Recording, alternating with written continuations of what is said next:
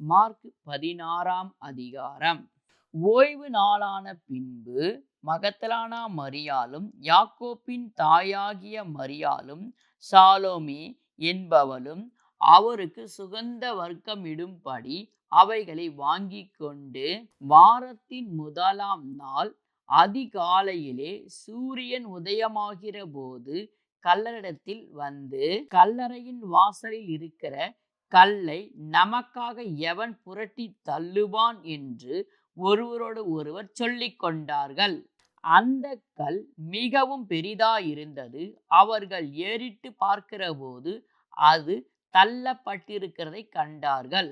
அவர்கள் கல்லறைக்குள் பிரவேசித்து வெள்ளையங்கி தரித்தவனாய் வலது பக்கத்தில் உட்கார்ந்திருந்த ஒரு வாலிபனை கண்டு பயந்தார்கள். அவன் அவர்களை நோக்கி, பயப்படாதிருங்கள், சிலுவையில் அறையப்பட்ட நசரனாகிய இயேசுவை தேடுகிறீர்கள்.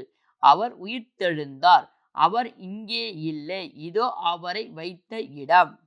நீங்கள் அவருடைய சீஷரிடத்திற்கும் பேதுருவிடத்திற்கும் போய், உங்களுக்கு முன்னே கலிலேயாவுக்கு போகிறார். அவர் உங்களுக்கு சொன்னபடியே அங்கே அவரை காண்பீர்கள் என்று அவர்களுக்கு சொல்லுங்கள் என்றான். நடுக்கமும் திகிலும் அவர்களை பிடித்தபடியால் அவர்கள் சீக்கிரமாய் வெளியே வந்து கல்லறையை விட்டு ஓடி போனார்கள். அவர்கள் பயந்திருந்தபடியினால் ஒருவருக்கும் ஒன்றும் சொல்லாமல் போனார்கள். வாரத்தின் முதலாம் நாள் அதிகாலையிலே இயேசு எழுந்திருந்த பின்பு மகதலானா மரியாளுக்கு முதல் தரிசனமானார். அவளிடத்திலிருந்து அவர் 7 பிசாசுகளை துரத்தியிருந்தார். அவள் புறப்பட்டு அவரோடே கூட இருந்தவர்கள் துக்கப்பட்டு அழுது கொண்டிருக்கையில் அவர்களிடத்தில் போய் அந்த செய்தியை அறிவித்தாள்.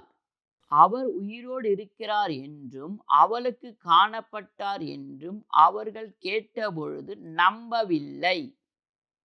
அதன் பின்பு அவர்கள் 2 பேர் ஒரு கிராமத்துக்கு நடந்து போகிற பொழுது அவர்களுக்கு மறுரூபமாய் தரிசனமானார்.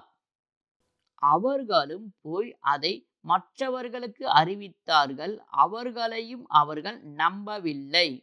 அதன் பின்பு 11 போஜன பந்தி இருக்கையில் அவர்களுக்கு அவர் தரிசனமாகி, உயிர்த்தெழுந்திருந்த தம்மை கண்டவர்களை அவர்கள் நம்பாமல் போனது நிமித்தம் அவர்களுடைய அவிசுவாசத்தை குறித்தும் இருதய கடினத்தை குறித்தும் அவர்களை கடிந்து கொண்டார். பின்பு அவர் அவர்களை நோக்கி, நீங்கள் உலகமெங்கும் போய் சர்வ சிருஷ்டிக்கும் சுவிசேஷத்தை பிரசியுங்கள்.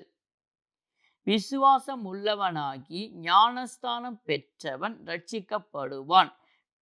விசுவாசிக்கிறவர்களால் நடக்கும் அடையாளங்களாவன, என் நாமத்தினாலே பிசாசுகளை துரத்துவார்கள், நவமான பாஷைகளை பேசுவார்கள், சர்ப்பங்களை எடுப்பார்கள், சாவுக்கு ஏதுவான யாதொன்றை குடித்தாலும் அது அவர்களை சேதப்படுத்தாது, வியாதிஸ்தர்கள் மேல் கைகளை வைப்பார்கள், அப்பொழுது அவர்கள் சொஸ்தமாவார்கள் என்றார். இவ்விதமாய் கர்த்தர் அவர்களுடனே பேசின பின்பு பரலோகத்துக்கு எடுத்து கொள்ளப்பட்டு தேவனுடைய வலது பரியாசத்தில் உட்கார்ந்தார். அவர்கள் புறப்பட்டு போய் எங்கும் பிரசங்கம் பண்ணினார்கள்.